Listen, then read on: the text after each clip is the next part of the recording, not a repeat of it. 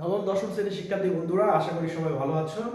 আজকে চলে আসলাম ক্লাস 2তে। মানে আমরা যে ক্লাসগুলো শুরু করেছি, আজকে হচ্ছে আমাদের দ্বিতীয় ক্লাস। তো আমি ত্রিকোণমিতির প্রথম ক্লাসে 14টি সূত্র দিয়েছিলাম। আজকে সেকেন্ড ক্লাসে আমরা 15 থেকে দেখব সূত্রগুলো। তো শিক্ষার্থী বন্ধুরা দেখো, 15 নম্বরের সূত্রটা হচ্ছে sin square theta plus cos square theta equal to 1। এখানে একটা ট্রিক্স কাটাবে সবাই। আমি ক্লাসের কথা কম বলবো যাতে ভিডিওটা অনেক বেশি লম্বা না হয়, শুধু প্রয়োজনীয় কথাগুলোই আমি বলবো। তো এই sin square theta plus cos square theta equal to হচ্ছে 1, এই সূত্রটা যদি তুমি মুখস্থ করো তাহলে এই যে দেখো 16 নাম্বার এবং 17 নাম্বার সূত্রটা পারবে। কিভাবে আমি এখানে বুঝিয়ে দিব, তোমরা একটু খেয়াল করবে।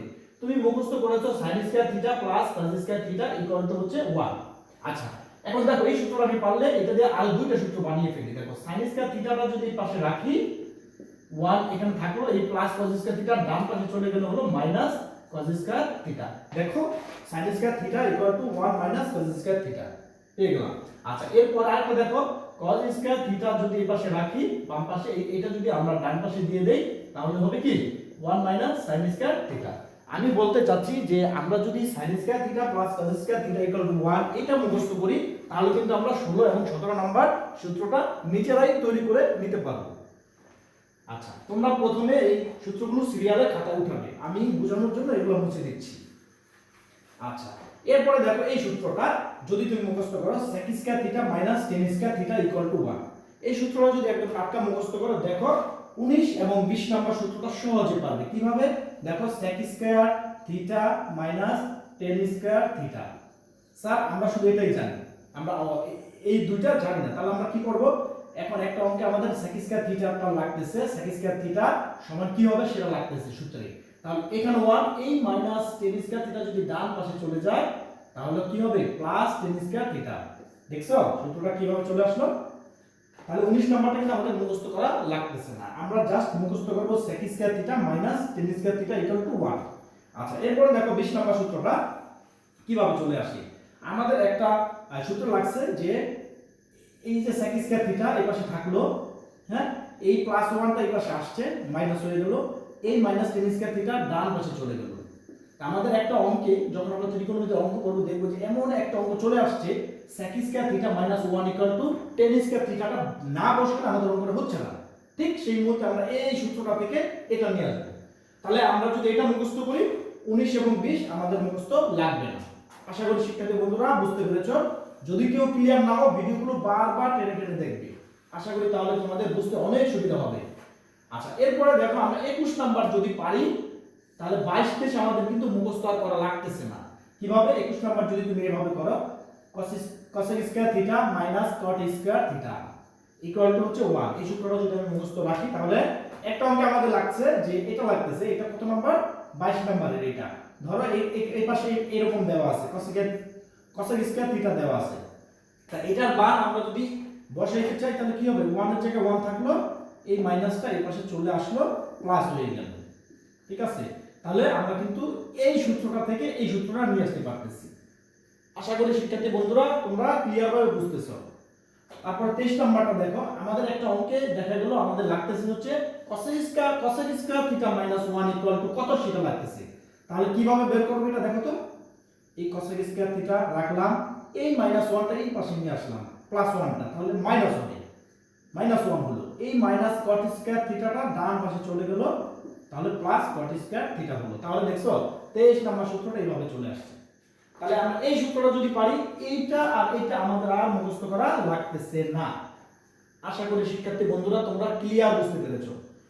আমি এটা মুছে দিলাম, তোমরা ভিডিওগুলো বারবার দেখবে, তাহলে আশা করি তোমাদের বুঝতে কষ্ট হবে না। আচ্ছা, এইখানে আমরা এই সূত্রটা মুখস্থ রাখবো। এখানে আমি তোমাদের ট্রিক্সের জন্য এই sin আর হচ্ছে cos একসাথে লিখেছি। আচ্ছা দেখো, তুমি যদি মুখস্থ রাখো sin 0 ডিগ্রির মান 0, খেয়াল করো একটু ট্রিক্সটা বুঝে নিও, এটা মুখস্থ করে অনেক সময় রাখা যায় না, আমি সেজন্য ট্রিক দিয়ে দিচ্ছি। sin 0 ডিগ্রির মান হচ্ছে 0, sin 30 ডিগ্রির মান হচ্ছে হাফ, sin 45 ডিগ্রির মান হচ্ছে 1/√2, sin 60 ডিগ্রির মান হচ্ছে √3/2, sin 90 ডিগ্রির মান হচ্ছে 1। তুমি যদি এইটা মুখস্থ রাখো cos একটা তুমি পারবে। কিভাবে? এই ট্রিক্সটা রাখবে যে sin 0 থেকে 90 ডিগ্রির যে মান হয় cos এর বেলা উল্টো আসে, কিভাবে? এই যে দেখো sin 90 ডিগ্রি, sin 0 ডিগ্রির মান হচ্ছে 0 আর cos 0 ডিগ্রির মান কত দেখছো? sin 90 ডিগ্রির মান হচ্ছে 1, cos 0 ডিগ্রির মান 1। তার মানে কি এইভাবে চলে আসলো। sin 0 ডিগ্রির মান যদি 0 হয় আমার মনে রাখতে হবে cos 0 ডিগ্রির মান আর 0 হবে না। তাহলে কি হবে? sin 0 ডিগ্রির মান 0 হলে cos 0 ডিগ্রির মান হবে 1। দেখছো sin 90 ডিগ্রির 1, cos 0 এর 1। sin 30 এর মান হচ্ছে হাফ, cos 30 এর মান হচ্ছে √3/2। sin 45 1/√2, cos 45 1/√2।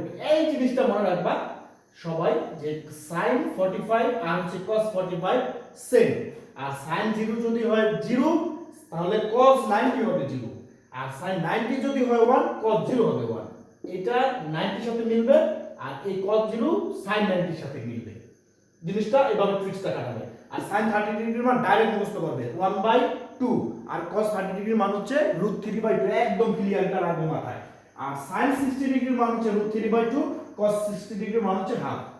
এখানে এটা এই sin 30 ডিগ্রি cos 30 ডিগ্রির এক হবে না। দেখো sin 30 ডিগ্রি যদি হাফ হয় তাহলে cos 60 ডিগ্রি হবে হাফ। এভাবে মিলাইতে হবে এটা। ঠিক আছে? আর cos 30 ডিগ্রি যদি √3/2 হয় তাহলে sin 60 ডিগ্রি হবে √3/2। এভাবে একটা ক্যালকুলেশন করে মাথায় ঢোকাতে হবে। ঠিক আছে? যেটার সাথে যেটা ক্যালকুলেশন করা যায় বা যেটা ট্রিক্সটা খাটানো যায় সেভাবে এই সূত্রগুলো আমাদের মুখস্থ রাখতে হবে। আশা করি সবাই বুঝতে পেরেছো। ভিডিওটা বারবার দেখবে এবং আমি যে কথাটা প্রথমে বলেছি সেটা হচ্ছে যে এই সূত্রগুলো একটা খাতায় নোট করে অবশ্যই দিবে। আগে কেউ, আমার একটা রিকোয়েস্ট হচ্ছে, আগে কেউ ত্রিকোণমিতির কোনো অঙ্কে হাত দিবে না যতক্ষণ না পর্যন্ত আমরা 52টা সূত্র মুখস্থ এবং বোঝা শেষ না করি। যদি তুমি আমার এই ট্রিক্সে কাজ করো, সূত্রগুলো যদি প্রথমে আত্মস্থ করো, আশা করি অঙ্কের অনেক মজা পাবে। তা আমি যে টিচিং দেই আমার সন্ধানী টিচিং হোমের, আমার এটা হচ্ছে ভার্চুয়াল ক্লাস বাট অনলাইনের ক্লাসের ছাড়াও আমি একদম রিয়েল ক্লাস করি। সেখানে আমি আমার স্টুডেন্টদের সবচেয়ে বেশি ফোকাস করি প্রথমেই সূত্রগুলো আত্মস্থ করার ক্ষেত্রে, যাতে ওরা অঙ্ক করার ক্ষেত্রে খেয়ে হারিয়ে না ফেলে।